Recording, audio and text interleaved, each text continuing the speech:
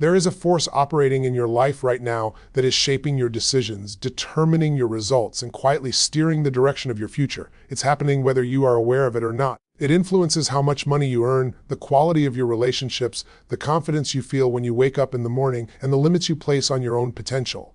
This force doesn't care about your excuses, your past, or your intentions. It responds only to one thing: what you consistently do. The number one universal law that controls your life is this: whatever you consistently focus on and act upon, you become conditioned to, and that becomes your reality. Most people think their life is controlled by circumstances. They believe it's their background, their education, their luck, their economy, or the people around them. But that's not what's really running the show. What controls your life is the pattern you live in every single day. Your habits, your emotional responses, the meaning you give to events, the standards you accept for yourself. Here's the truth: most people never confront life rewards patterns, not potential. You may have unlimited potential, incredible talent, and big dreams, but if your daily pattern is weak, inconsistent, or driven by fear, your results will reflect that pattern every time. On the other hand, someone with average talent but strong conditioning, strong habits, and a powerful inner standard will outperform them again and again.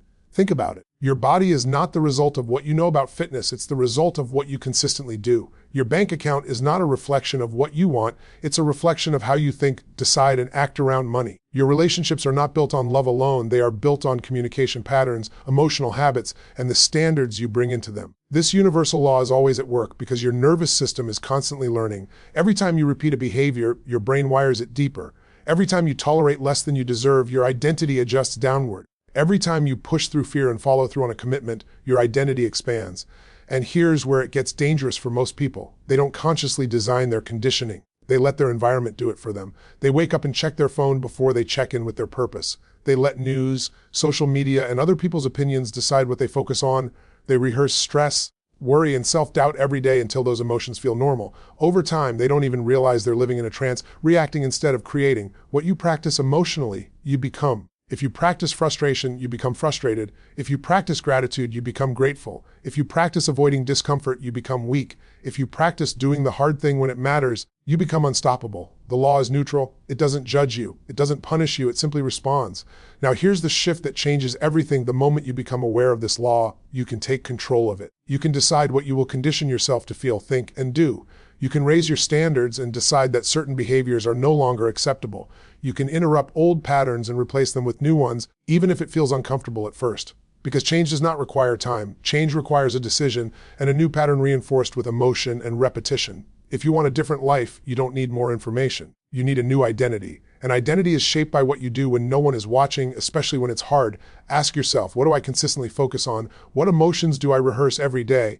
What behaviors am I rewarding or tolerating? What standard am I living by? Whatever those answers are, that is the life you are creating. The most powerful moment in a person's life is when they stop blaming circumstances and start mastering their conditioning. When they decide, from this moment on, I will not live by default, I will live by design. Because once you control your focus, your habits, and your standards, you don't just change what you do, you change who you become. And when you change who you become, your entire life has no choice but to follow. Most people grow up believing that potential is the ultimate advantage in life. They are told that if they are smart enough, talented enough, or gifted enough, success will eventually find them. But life doesn't work that way. Everywhere you look, you can see people with enormous potential who are stuck, frustrated, and unfulfilled, while others with far less natural ability are thriving. The difference is not what they could do, but what they consistently do. Life does not respond to what you are capable of, it responds to the patterns you live by every single day. Your patterns are the invisible architecture of your life. They determine how you start your mornings, how you respond to stress, how you treat your body, how you communicate with people, and how you follow through on commitments. These patterns may seem small and insignificant in the moment, but repeated over time, they shape your identity. You are not defined by your goals or intentions, you are defined by your rituals, habits, and emotional responses. Whatever you practice becomes who you are. This is why potential alone is powerless. Potential without discipline leads to procrastination. Potential without structure leads to inconsistency. Potential without emotional strength leads to quitting when things get uncomfortable. Life doesn't reward what you meant to do or what you planned to do. It rewards what you actually did, especially when it was difficult. The nervous system learns through repetition, and it locks in whatever you repeatedly experience, think, and feel. When you repeat a weak pattern, such as avoiding responsibility or settling for comfort, your identity slowly adapts to that pattern. Over time, it feels normal to hold back, to lower expectations, to explain away failure. On the other hand, when you repeat strong patterns like keeping promises to yourself, taking action despite fear, and demanding more from your own behavior, your identity expands. Confidence is not something you wait for, it is something you build through repeated action. The tragedy is that most people never consciously choose their patterns. They inherit them from their environment, their upbringing, and their peer group.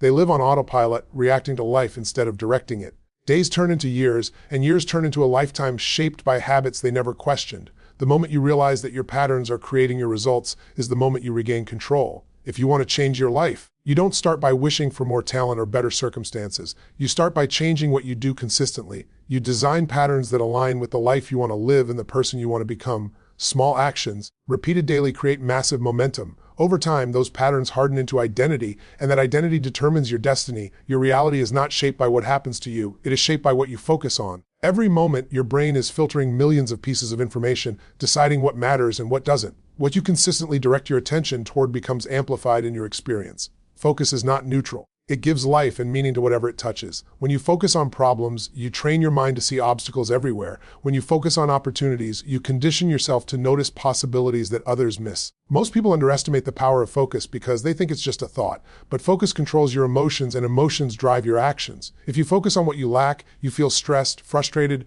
or insecure. If you focus on what you can control, you feel empowered. Over time, these emotional patterns become familiar, and what feels familiar becomes your comfort zone, even if it's painful. People stay stuck not because they want to suffer, but because suffering has become familiar through repeated focus. Whatever you focus on consistently becomes your reality because your nervous system adapts to it. If you repeatedly focus on fear, your body learns fear as a default response. If you repeatedly focus on gratitude or growth, your body learns strength and resilience. This is why two people can experience the same event and walk away with completely different outcomes.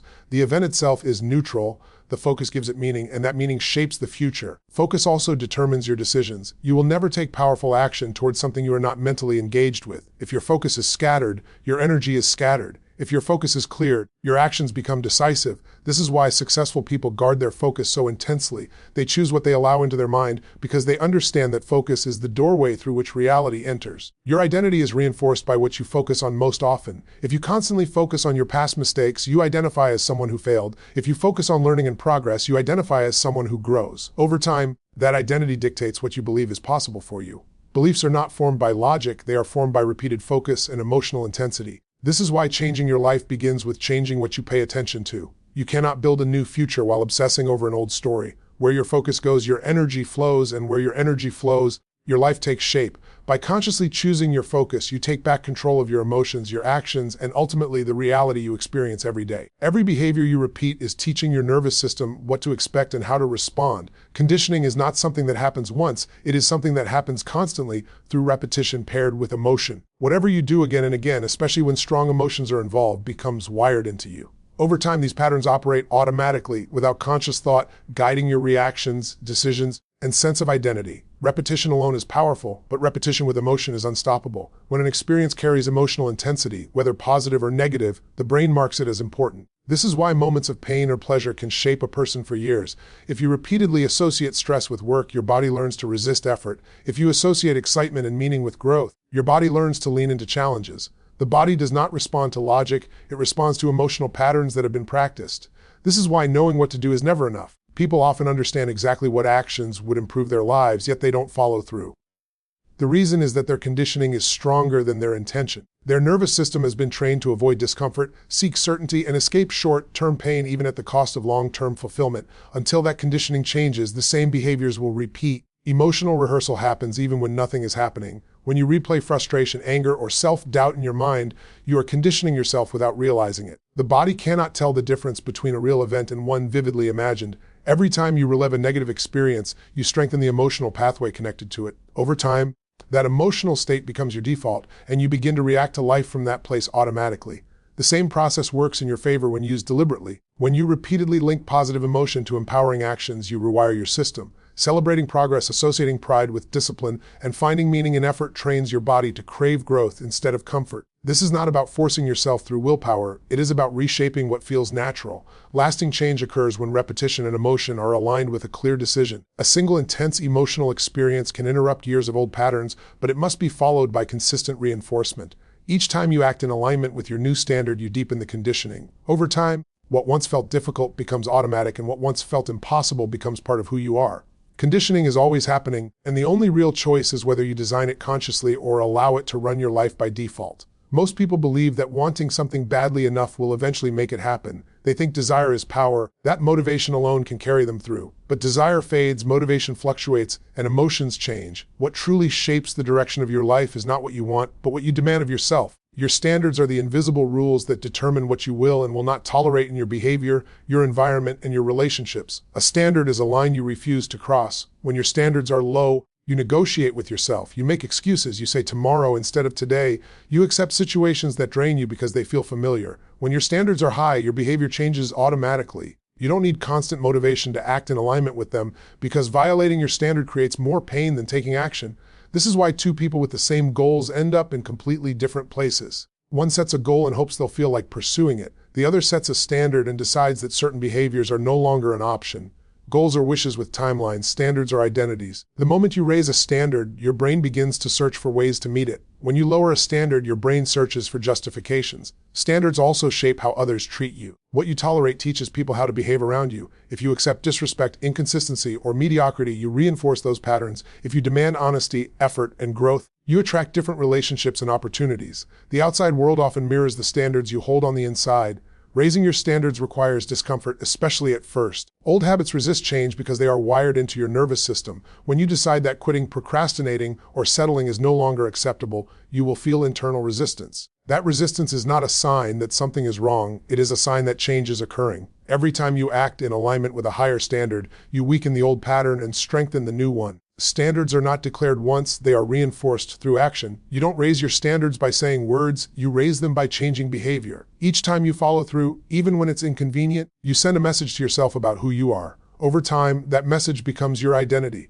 When your standards rise, your life rises to meet them, not because life is fair, but because your behavior, choices, and expectations have fundamentally changed. Your environment is shaping you far more than you realize. Every sound you hear, every image you see, every conversation you engage in is conditioning your nervous system. Most people believe they are independent thinkers, but their emotions, beliefs, and behaviors are constantly being influenced by what they surround themselves with. If you do not consciously design your environment, it will design you by default. Environment is not just the physical space you live in, it is the people you spend time with, the media you consume, and the standards that are normalized around you. If you are surrounded by people who complain, avoid responsibility, and settle for average, those behaviors begin to feel normal. Over time, what once felt unacceptable becomes familiar, and familiarity turns into identity. You don't rise to the level of your dreams, you sink to the level of your environment. This is why willpower alone rarely works. You can be highly motivated in the morning, but if you place yourself in an environment that encourages distraction, comfort, or self-doubt, your motivation will slowly erode. Your brain is wired to adapt to its surroundings,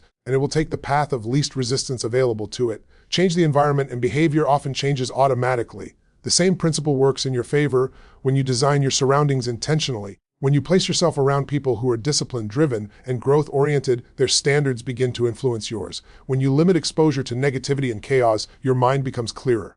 When your environment supports your goals, success requires less effort because the right choices become the easiest ones. Your environment also shapes your emotional state. Certain places, music, and routines trigger specific emotions. If you associate your workspace with stress and distraction, productivity becomes difficult. If you condition that space with focus and progress, your body begins to respond differently the moment you enter it. Emotional states are learned responses, often tied directly to environmental cues. Designing your environment is not about controlling everything. It is about removing unnecessary friction and temptation. It is about making empowering behaviors obvious and destructive behaviors inconvenient. Small changes, like what you see first in the morning or who you talk to most often, can dramatically shift your trajectory over time. When you take control of your environment, you stop fighting yourself and start working with your own psychology, allowing growth to become a natural outcome rather than a constant struggle. Most people try to change their lives by chasing new results. They focus on making more money, improving relationships, or achieving external success, yet they remain the same person underneath. When the pressure increases, they fall back into old habits because their identity has not changed. Sustainable change does not begin with outcomes. It begins with who you believe you are and what you expect from yourself. Your identity is the story you tell yourself about what kind of person you are. It influences how you interpret challenges, how you handle failure, and what you believe is possible. If you see yourself as someone who gives up easily, you will find reasons to stop when things get hard. If you see yourself as someone who follows through, you will push forward even when motivation disappears. Behavior follows identity, not the other way around. This is why temporary change is easy but lasting change is rare. People can force themselves to act differently for a short period using willpower, But eventually the old identity reasserts itself. The mind always seeks consistency. When your actions conflict with your identity, the discomfort pushes you back to familiar patterns. To create permanent change, your actions must reinforce a new self-image. Identity is shaped through evidence. Every time you take an action, your brain records it as proof of who you are. Small actions may seem insignificant, but they accumulate. When you repeatedly keep promises to yourself, you build the identity of someone who is reliable. When you repeatedly avoid discomfort, you build the identity of someone who escapes. Over time, these pieces of evidence form a belief system that feels unshakable. The most powerful way to change identity is through decisive action under emotional pressure. When you act in alignment with a higher standard in a moment where it would be easier to quit, that moment rewrites your self-image. You are no longer someone who hopes to change, you are someone who has changed. Repetition then locks that identity in place. Outcomes are the echo of identity. When you become more disciplined, opportunities expand. When you become more confident, relationships shift. When you become more committed, results accelerate. The outside world adjusts to who you are being, not who you are trying to be. Change who you are, and what you produce will transform naturally because your choices, habits, and expectations are now aligned with a different version of yourself.